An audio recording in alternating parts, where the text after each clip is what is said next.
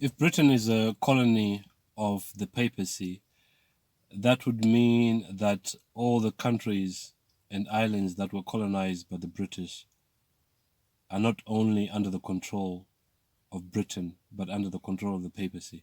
So it's a very important question to answer, and it's not something that I have personally experienced being addressed, whether it's in school when I was in school, or even most of the books that I've read about, most of the history books that I've read about uh, about British history. This question has not really been addressed.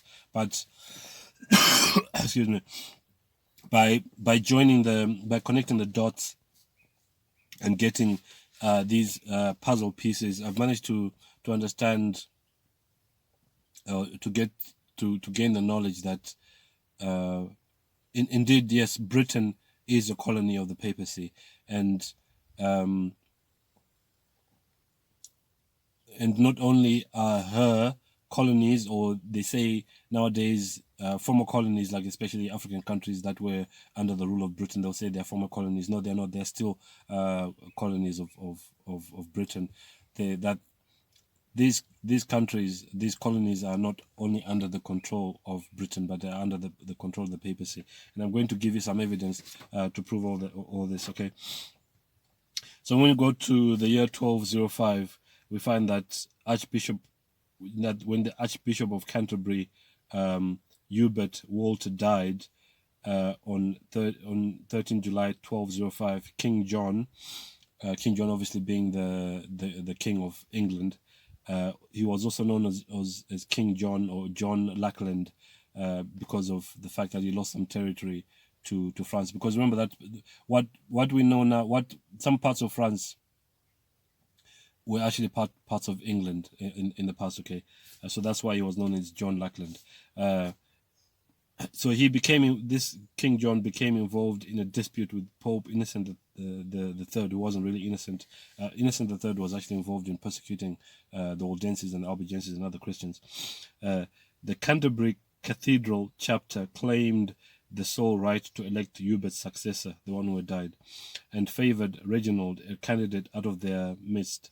However, both the English bishops and the king wanted someone else to have this powerful office. The king wanted John de Grey, one of his own men. When their dispute could not be settled, the chapter secretly elected one of their members as archbishop. A second election imposed by John resulted in another nominee. When they both appeared in the Vatican, these nominees who had been chosen by the king, when they went to the Vatican, Pope Innocent disavowed or rejected both elections, and his candidate, Stephen Langton, was elected despite the objections of John's observers. John was supported in his position by the English barons and many of the English bishops, and refused to accept Langton. So King John refused to accept Stephen Langton as Archbishop of Canterbury. It says here, this defiance led to a prolonged conflict, resulting in the papal interdict being placed on England in 1208, which banned all Christian services, including baptism, marriages, and glass rights. King John further escalated the conflict by seizing church property and excommunicating the Pope's representatives. The dispute culminated in John's excommunication in 1209. So the first thing that happened in this conflict between King John and the Pope is that England was placed on papal interdict. That was in 1208, and then 1209 King John was excommunicated. The conflict was not resolved until 1213, when King John submitted to the Pope and accepted Langton as Archbishop and agreed to pay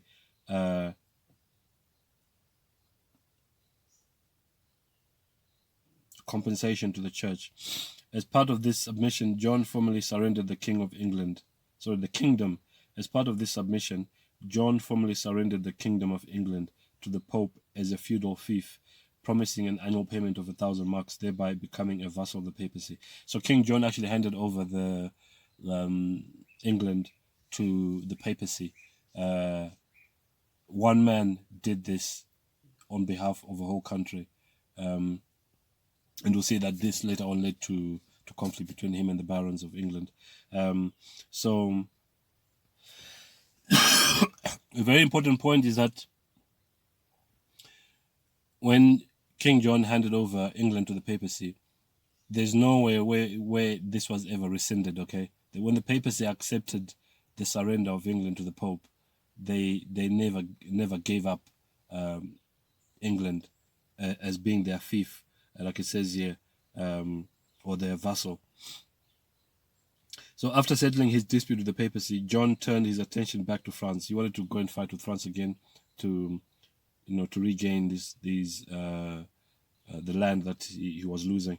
The European wars ended in defeat for King John at the Battle of Bovines in July 1214, which forced the king to accept an unfavorable peace with France. So that's how England lost some of its territory in France. Okay. Then we come to the issue of the Magna Carta. The heavy levy for the failed campaign was the last straw, and when John attempted to raise more in September 1214, many barons refused to pay. The barons no longer believed that John was capable of regaining his lost lands. So John wanted to go back and fight with the French to regain lost territory, but the barons refused to support him. So in May 1215, Robert Fitzwalter led 40 barons to renounce homage to the king at Northampton. The so-called Army of God marched on London, taking the capital as well as taking Lincoln and Exeter. John met their leaders and with their French and Scots allies at Runnymede near London on 15 June 1215. There they sealed the great charter called in Latin Magna Carta. It established a council of 25 barons to make sure that John kept to the clauses like protection. These clauses like protection from illegal imprisonment, access to swift justice, parliamentary assent for taxation and scutage limitations. So basically a lot of the rights that the English have or the British have came from Magna Carta, and actually excuse me, some of what's written in the American Constitution is copied from Magna Carta.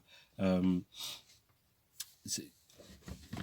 a book called The Black Pope by Mary Cusack, we read that when Sir Edward Khan, the English ambassador at Rome, notified Paul the Fourth of the accession of Elizabeth, this is now later on in history, because earlier when we were reading about the signing of Magna Carta in 1215. Now we're moving forward to the time when Elizabeth I was a queen in England. It says the ambassador to Rome notified Pope Paul IV of the accession of Elizabeth to the throne. He told Khan that England was a fief of the Holy See. Remember that John Lackland had handed over England to the papacy. And so this Pope said that England was a fief of the Holy See, and that it was great temerity in Elizabeth to have assumed without his participation the title of Queen. The Pope Paul IV, finding that Elizabeth was firm and determined to hold her own, offered to let things remain as they were, provided she would acknowledge his primacy and a reformation from him.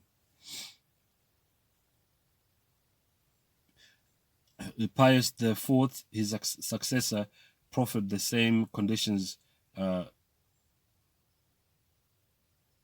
in a letter written on the 5th of May 1560, wherein he offered to comply with all her requests to the utmost of his power, provided she would allow of his primacy and Pius the Fourth, the same Pope who afterwards issued the bull of excommunication against Elizabeth. 33 years after Elizabeth's birth, and in the 7th year of her reign, offered to reverse the papal sentence which declared her illegitimate if she would submit to his rule. The Spanish ambassador in England, de Silva, assured Queen Elizabeth that that she had only to express a desire to that effect, and the Pope would immediately remove the difficulty. Camden, in his Annals of Elizabeth, gives the text of a letter addressed by Pope Pius IV to Elizabeth, dated May 15th, 1560, wherein he addressed her as our most dear daughter in Christ, Elizabeth, Queen of England, expressing his great desire to take care of her salvation and to provide as well for her honor as the establishment of her kingdom. It is one of the special prerogatives of a pope to be able to make or unmake sin at his pleasure. So the pope can make sin. It says here, the Roman Catholic Church teaches that it is a sin of incest for a nephew and niece to marry, but the pope can unmake the sin and allow it to be committed, provided a sufficient large sum of money is paid into the papal treasury. So you can pay for, in the Catholic Church, you can pay to have sins done away with. It is just a money-making scheme, like what happened during the indulgences. Indulgences were about collecting money from European countries to build St. Peter's Basilica, okay, which is one of the things that caused Martin Luther to write the 95 Theses, which then led to the breakaway of led to the I don't want to say it led to the Protestant Reformation. The Reformation had already been started by the Waldenses, but basically Martin Luther poured fuel on the fire, and many countries broke away from the Catholic Church because of indulgences. Okay, so in the case of Queen Elizabeth, if she had submitted herself and her kingdom to the Pope and allowed his Italian cardinal to rule her country, we should have heard nothing of her illegitimacy. So this is from the book The Black Pope. He's saying that the only reason why Elizabeth was said to be illegitimate was because she refused to submit herself to the Pope. Okay, and there's actually other books have been written where I read that the Pope promised to treat Elizabeth I tenderly if she submitted herself, but of course Elizabeth refused basically, and she's actually, it said that she said, "I have no king but Christ," because the Pope was trying to make himself Elizabeth's king, and I'm of the same position. I have no king but Christ. I don't follow anyone. I don't submit myself to any man or woman except to Christ. Okay.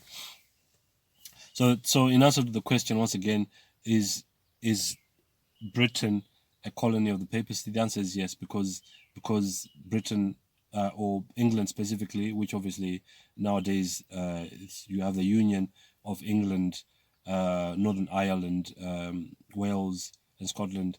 These are united, and I believe Britain as a whole is a colony of the papacy because of what King John Lackland did by handing over England to the Pope, and by extension, all the countries and all the islands that were colonized by the English. We know that the English went around the world colonizing other countries. Even here in Zimbabwe, was a colony of the British. And but based on my knowledge and my studies and my research, my understanding is that all colonies are still so-called former colonies are still colonies, including French colonies. Okay, they are still colonies of these European countries. So you have, for instance, Zimbabwe, Zambia, South Africa at one point, and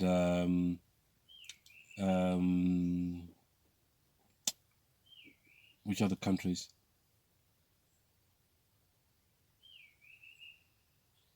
Kenya, and I think even Egypt, and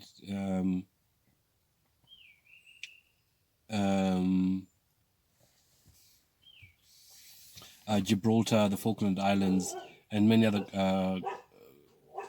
islands around the world that were colonized by the British. So all these are still the colonies of Britain, and Britain is still gaining from these countries through minerals and through mining and through various other means, and even Canada actually, and even America. I almost forgot to mention that. According to my studies and according to my research, America is still a colony still of Britain, and so is Canada. And Canada is more openly a colony of Britain, and even Mark Carney, who is the prime minister, illegitimate prime minister because he wasn't elected properly. There was a lot of vote rigging in the last elections. Actually took an oath of allegiance to King Charles III. Okay. So this whole thing about America being independent from Britain is a deception. Okay.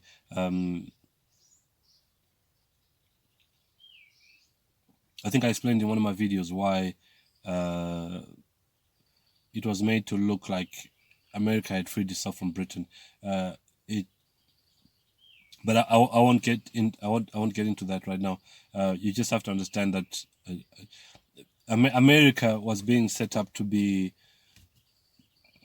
excuse me, the military-industrial complex, fighting wars on behalf of the papacy, whereas banking was supposed to be centered in London, specifically the city of London, and then religion was to be controlled through Rome. Okay, those three are sometimes referred to as the Trinity of world control. So that's how the world really works. They will never tell you this on your TV or on the news. It takes a lot of digging to find all this out. But yeah, if we understand that England, and by extension Britain, is a fief or a vassal of the papacy, then you understand that all the so-called former colonies are also fiefs or colonies still of not only Britain but of the papacy. And that's why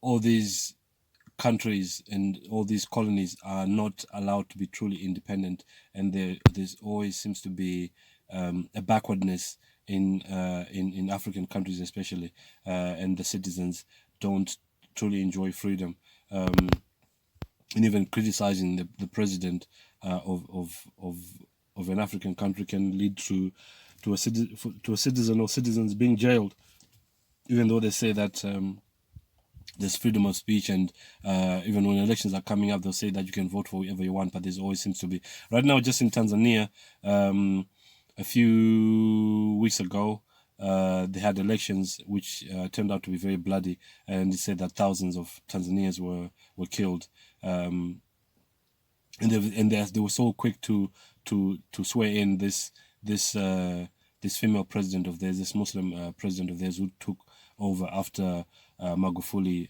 died very suspiciously. There are many who believe that Magufuli, who was the president in Tanzania, was assassinated through poisoning because he refused to accept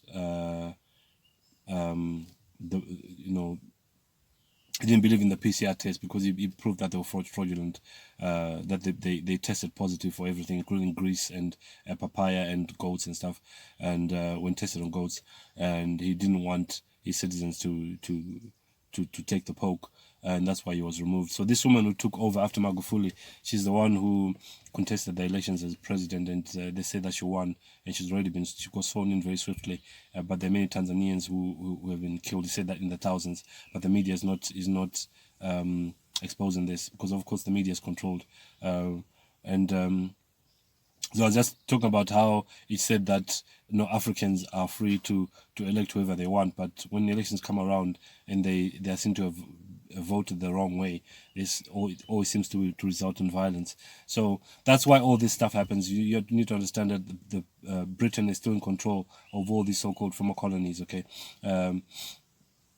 And I don't think that King Charles cares about the citizens of Canada or the former those citizens in former and the former colonies.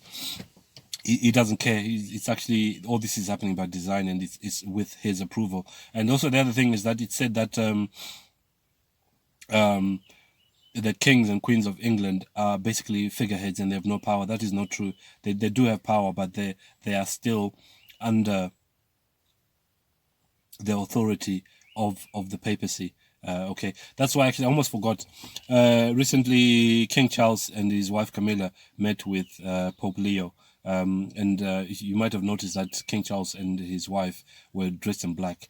Black is the color of submission. Okay, the King Charles and Camilla are in submission to the Pope. Okay, the Pope wears white because he's supposed to be pure and supreme. Okay, but they wore black because black is the color of submission. They're in submission to the Pope. They're under the authority of the Pope. And for those who've read your history, you know that anyone who doesn't play ball always ends up either being assassinated or being embarrassed by false allegations through the Vatican controlled media. Okay, that's how things really work, and that's why that's why the world is in the state that it's in. That we hardly seem to make any progress, and that's one of the reasons why that's one of the jobs of the Jesuits, is to stop human progress, of allowing people to be truly free and independent, and to make progress through technology, and to have a real and true understanding of who God is. There always seems to be efforts being made in various quarters to stop human progress, and that's one of the reasons why this is happening. Okay, so I hope that is helpful to those who are trying to understand why the world is the way it is. That we are, always seems to be the world seems to be progressing, not it's progressively getting worse, not better. And regardless of the many promises that are made, whether it's Trump becoming president and promising many things, it's still getting worse. Okay, and it will continue to get worse. Don't put your faith in man. Put your faith in God and in His Son Jesus Christ. Everything that's happening around the world is happening by design, and if anyone comes along and tries to change things, they'll be taken out of the way. Okay, so yeah, I hope that all makes sense to everyone, and thanks for watching the video, and I'll see you in the next one.